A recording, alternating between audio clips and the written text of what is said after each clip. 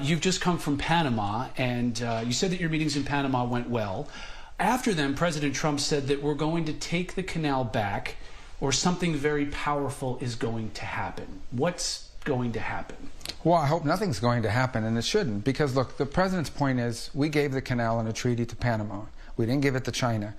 You come back 20 years later and you go to the canal, and on the entry points of both sides of the canal is a Chinese-linked company. In fact, when I was visiting there yesterday, the ship behind me, just over my shoulder, was a Hong Kong shipping vessel. And so their presence, not just in the canal, but in Panama writ large, is very disturbing. So ridding their presence could solve this whole problem? Well, we didn't give the canal to China. I mean, it's a violation of the treaty. What I told President Molino yesterday was that President Trump's made a preliminary determination that that there's a violation of the treaty. You're in violation of the treaty because a sovereign other country, a third country, has effective control over the canal area. And this, absent serious measures, we're going to have to preserve our rights under the treaty. Mm-hmm. Now, obviously there are a lot of options in that regard, and I think people speculate things, but I don't think we'll ever get to that point, and it shouldn't get to that point. So we had a very frank conversation. Since then, they've taken some steps. They announced that they're going to get out of the Belt and Road Initiative. We'd like to see more. We hope to see more in the days to come. The government doesn't control the canal. It's run by an independent agency, the Canal Zone. So they have to go through some legal steps that they have to carry out. But my hope, ultimately, is that we can get back to a point where that canal is what it was meant to be, which is a place where the United States and Panama are working in partnership. It's free it's open for everyone, and that no foreign power through their companies or any other means has the ability to use it against us in a time of conflict and impede travel through it, because it would be devastating. Could easily get resolved without the United States taking direct operational control of the canal. Yeah, there's a lot of options, and I'm not going to preclude any options about what the final outcome looks like, but at a prerequisite baseline, we cannot continue to have the Chinese and through their companies exercising effective control of the canal area. And that needs to happen. I was pretty clear, and I hope that we'll see additional steps in the days to come to reaffirm that. Mm-hmm. So you're now the head of USAID. The head of Doge, Elon Musk, called USAID a criminal organization and added that it is time for it to die. Do you agree with that? Let me walk you through the history of this agency, because I've dealt with it for 14 years in the United States Senate. It was created as a way of doing humanitarian assistance in the world, separate from the State Department at the time. But it said you have to take policy direction from the Secretary of State, the National Security Council, the White House, and all elements of government. They have basically evolved into an agency that believes that they're not even a U.S. government agency, that they are a global charity, that they take the taxpayer money and they spend it as a global charity, irrespective of whether it is in the national interest or not in the national interest. One of the most common complaints you will get if you go to embassies around the world from State Department officials and ambassadors and the like is USAID is not only not cooperative, they undermine the work that we're doing in that country. They are supporting programs that upset the host government for whom we're trying to work with on a broader scale and so forth. So they're completely unresponsive. They just don't consider that they work for the U.S. They just think they're a global entity and that their master is the globe and not the United States. And that's not what the statute says, and that's not sustainable. President put a pause on all foreign aid. We found a lot of cooperation in the State Department, and we have issued dozens and dozens of waivers. As we go through all the foreign aid programs in the Department of State, the ones that make sense, we issue a waiver, they go back on. We've already done it for dozens of programs. And you'll be issuing more waivers soon? And we'll be doing so. For example, we did it today for some of the migrant flights that are going out of Panama. It's in our national interest to help them deport people that are headed towards the United States back to their home countries. And we'll issue some here today in El Salvador, because they do a lot of cooperation with us on stopping drugs and stopping migration and so forth. So we're going through it at the State Department portion of foreign aid. We find cooperation. State Department people have been great, and we're issuing waivers and we're getting input, and it's working. We go to USAID, which is a big chunk of foreign aid, $40 billion or so. They're completely uncooperative. They won't tell you what the programs are. They refuse to answer questions. They try to push through payments. Even after the executive order, they were still trying to push money through the system. Can it be reformed, or does it need to die? Well, that was always the goal, was to reform it. But now we have rank insubordination. Now we have basically an active effort where their basic attitude is, we don't work for anyone. We work for ourselves. No agency of government can tell us what to do. So the president made me the acting administrator. I've delegated that power to someone who's there full time, and we're going to go through the same process at USAID as we're going through now at the State Department. I think there are some, this is not about getting rid of foreign aid. There are things that we do through USAID that we should continue to do that makes sense. And we'll have to decide, is that better through the State Department or is that better through something, a reformed USAID? That's the process we're working through. There are things that are happening at USAID that we should not be involved in funding, or that we have a lot of questions about, but they're completely uncooperative. So we had no choice but to take dramatic steps to bring this thing under control. So it could exist in the future, USAID. Well, the aid, I think it's important to separate USAID from aid programs, okay? Because everybody's acting like somehow these aid programs are impossible without an agency. It's very process-oriented. I mean, do you think that we'll still be the most generous nation on earth at the end of this process? I think we'll be the most generous nation on earth, but we think we're going to be the most generous nation on earth in a way that makes sense, that's in our national interest. We are going to fund programs that make America stronger or safer or more prosperous. We're going to pay for things that make sense for the United States. The United States government is not a charity. It is not a global charity. There are a lot of global charities, and they should go to, if you want to be involved in global charities, go join a global charity, raise private money and spend it on whatever you want. But this is taxpayer money. It's not my money. It's not their money. It's our money. It's taxpayer money. And we have an obligation, if we're going to do foreign aid, to do it in a way that makes sense, that doesn't support our enemies, and that actually is aligned with, makes sense within the context of our foreign policy. And the people at USAID, at the top levels especially, have been completely uncooperative. They don't view themselves that way. They're insubordinate. They refuse to provide access. They refuse to provide information. Not now. They don't provide access to Congress. Go to members of the Senate who have tried to get answers from USAID, and they tell them, we're not going to tell you anything. We don't work for you. We don't work for state. We don't work for the president. We don't even work for America. We work for ourselves. That's not going to continue. Do you get the sense that during this pause, or are you concerned during this aid pause, that China could come in and fill the vacuum with their influence operations? No. I mean, first of all, they don't do that now. If they did, they'd be out there competing with us in these places. But my point is this. Even if they did that, why would we fund things that are against our national interest or don't further our national interest, whether China's there or not? If China wants to waste their money on something that's against their national interest, go ahead and do it. We're not going to do it.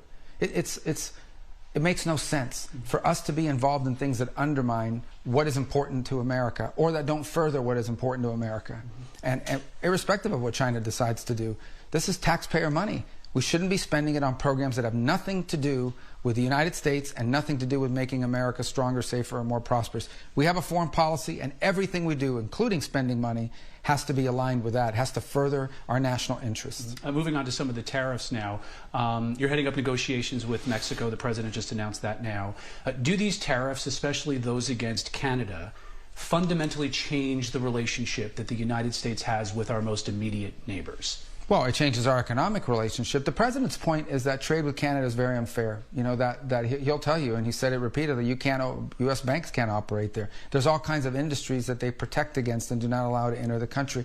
So he views this trade imbalance as it's unfair and needs to be reset.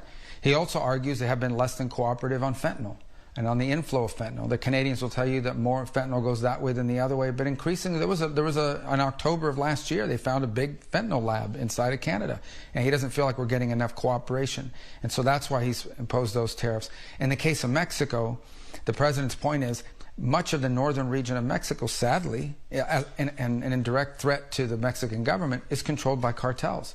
And so they've announced they're going to deploy 10,000 National Guard troops, Mexican National Guard troops, to their border, their northern border, and the president's decided to delay tariffs. This is a new way of doing business, a new world order. Well, I think the president's point is America's been taken advantage of for far too long, and I think that's true across the board. That's been true on foreign aid.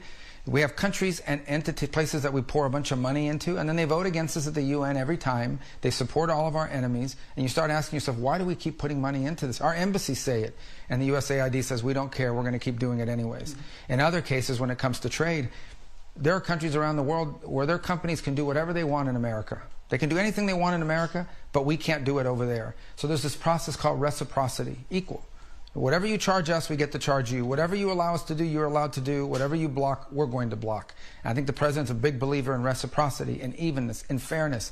For some reason, I don't know how this happened, but over the last 20 or 30 years, we felt like it's okay for countries to take advantage of us. And that's just not going to continue under President Trump. Okay. Mr. Secretary, thank you for joining us. Thank you. As part of all of this, the president again said that Canada should be our cherished 51st state. Is he serious, and are you working on that at the State Department? Well, we're not involved in a negotiation to make them a state. And obviously, I think what we're focused on right now is what's most immediate in front of us, and that is that there's tariffs. That's obviously going to have an impact on our relations with them. We're still neighbors. We'll always be neighbors. Canada will always be our neighbor. Mexico will always be our neighbor. We can't move. You can't move to another neighborhood, right? Mm-hmm. So we're going to have to live alongside each other. And I hope we can find agreements. Again, we're the Department of State. We're the diplomats. So we're looking for ways to find things that are amicable. But I do think that neither Canada nor Mexico should make the mistake of thinking that this is bluster or that the president is just talking for purposes of negotiating leverage. He is serious that the U.S. is not going to be taken advantage of. And it's not just limited to Canada or Mexico. He's talked about some of the unfairness in the EU. He's imposed additional tariffs. We already had tariffs on China. These are additional tariffs. And can China expect more, do you think, on top of what he's already proposed? Well, if they continue to cheat and steal, yeah, absolutely. Look, China's acting in their national interest. I don't like it, but I don't blame what the Chinese leaders are doing. They're doing what any leader of a country would do. If you let them take advantage of you, they will.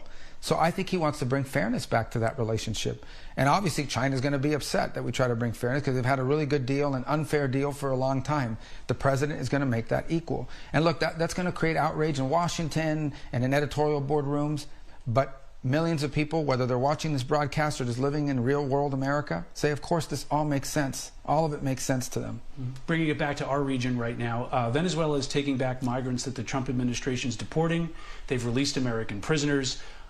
Maduro doesn't seem like the type of person to be doing things just out of the goodness of his heart to help the United States.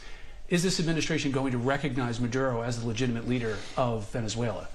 There's no talks about doing that. No one's discussed it. We don't recognize him now. What he's agreed to is very simple. He's released Americans that should never have been in his prisons. They were hostages. They're not prisoners. They were hostages. He takes them for trade. And he's going to accept, especially these trained at agua criminals. We'll see if he actually does it. I hope they do. We got to get these people out of our country. They came from Venezuela, came through a bunch of other countries, wound up here, committing crimes in the United States. He pushed those people out of his country. He emptied out his jails and prisons and pushed them into other countries and towards the United States, and he's going to have to take them back. I think leaders like Maduro, no matter how tough they try to be, they respect Donald Trump. They know this is not a guy who's going to send you a strongly worded letter. He will take actions. I'm not going to talk about what those actions are, but he knows and they know we have many options to inflict serious damage and harm on the Maduro regime if they don't do what international law requires them to do, and that is accept their foreign nationals who are illegally in this country, especially those who are criminals. That's the priority, the criminals. And that's a lot of part of your conversations down here in Central America as well, getting people to take, governments to take their nationals back. But will they also take back people from other countries that we can't deport directly to? Well, I think we'll leave here today with two things. First of all, President Bukele here in El Salvador has always taken back their nationals. It's been a very strong partner of the United States. The Biden administration treated him very poorly. Probably the most popular leader in Central America, maybe all of Latin America in terms of public approval ratings. And because he made this country safe. He really did. And very popular. So he's always been willing to take back his nationals. He's taking them back. He'll continue to do so. And I think he'll agree to take back these MS-13 killers. He's built this prison system here to house them. And I think he's willing to take back these trained at agua criminals that are not El Salvadorians. But he's willing to house them in these prisons that he's built as well, because he's an ally of the United States. And we'll see that in other countries as well, do you think? Well, every country has a different level of capacity. But he has become sort of an expert in the region at dealing with crime and gangs in the street. Look, El Salvador is a country where 5 years ago, 6 years ago, you couldn't go out at night. You couldn't be out after half dark. Mm-hmm. There were people here, I used to, when I last here 2 years ago, you would talk to vendors, street vendors. They would tell you that every week some kid would come by on a bicycle and collect protection money from the gangs. If you didn't pay them the protection money, they'd cut off your daughter's ear, they'd cut off your son's hand, they'd kidnap them. That's gone. All that extortion is gone. He basically wiped up all these gangs and put them in these prisons, and they're gone. Yeah. This is now a safe country. He's a leader in that. And it's, you see what it's done in El Salvador. I hope other leaders will follow his example. But he now has the capacity to help house some of these people because he's a partner and an ally of Donald Trump. Joe Biden treated him very poorly. Mm-hmm. Very quickly on Iran. Do you expect that the pressure campaign, the maximum pressure campaign, is coming back against Iran? I think Iran right now is in very serious trouble because the people of Iran hate them. The people of Iran hate their own leaders. They hate them. They've destroyed their country. They've given all this money to Hezbollah. They've given all this money to terrorist groups, and they've done nothing for their own people. So they've got a lot of problems internally. I think they've lost. Hezbollah's been weakened. Hamas has been weakened. They've lost Syria. They got kicked out of Syria. So they're very, very vulnerable. So time to apply more pressure? I think we need to apply more pressure to Iran until they stop doing the activities that they're doing. What are those activities? They're trying to ultimately get to a nuclear weapon. They keep providing weaponry for all these terrorist groups, the Houthis, okay? This group in Yemen that basically attacked global shipping and raised prices for everybody. All of their weapons were given to them by Iran.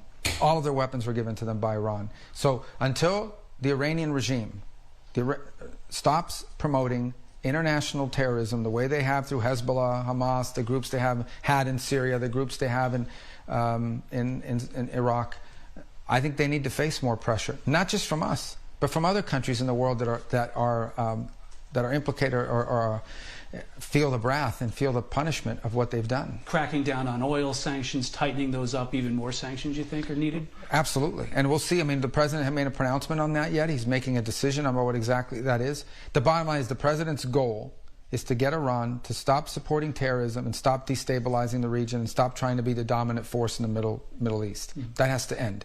They're a direct threat to Israel, but they're really a direct threat to the United States. That threat needs to go away. The president is going to reestablish deterrence. He has many options at his disposal to do that, and those will be forthcoming soon. And arguably the most complex relationship you're going to have to manage is that with China. Are you planning on going to Beijing anytime soon? We have no plans to go at this time, but you're right. I mean, look, the future of the 21st century will be about the relationship between the United States and China. China's going to be a rich and powerful country. They already are. We're not going to keep them from being a rich and powerful country. What we cannot allow is to live in a world where China dominates an entire continent and nobody there can have deals with us. What we cannot have is to live in a world where we depend on China for things we need to be strong. We can't depend on them for industry. We can't depend on them for critical minerals. We can't depend on them for energy. We can't depend on them for medicine. We can't allow them to take over the car industry, the telecommunication industry. That can't happen. We can't reach a point in the world where the United States depends on China. We can never allow that to happen. It's not about containing them. It's about reestablishing real balance. They're a great power. They're going to be a great power. It's a big country. It's historically been a great power. But there needs to be fairness and equality in that balance in that relationship. And it cannot lead to an America that's dependent on China for everything that makes us safe and strong and prosperous. The final question, and I think it's a very good place to answer. Do you see yourself as the representative of the United States government ever going to Havana? Well, first of all, I have no intention of going to Havana with this regime in place other than to discuss when they're going to leave. That regime is a disaster. It's destroyed the country. It's turning Cuba into a nursing home. Sadly, the only people that don't leave are the ones that are too old or too sick to leave. They've lost 10-12% of their population just in the last 3 years. They're incompetent and they're evil, that regime. But they're also a threat to the United States. They've invited China to open spy bases. They invite Russia in. They're partners with Iran. They just joined a partnership with South Africa to support Hamas at the expense of Israel. That isn't a government. That is a regime that is hostile to the United States. And so until that changes, there's nothing for me to talk about with them. Mr. Secretary, thank you for your time. Thank you. Appreciate it.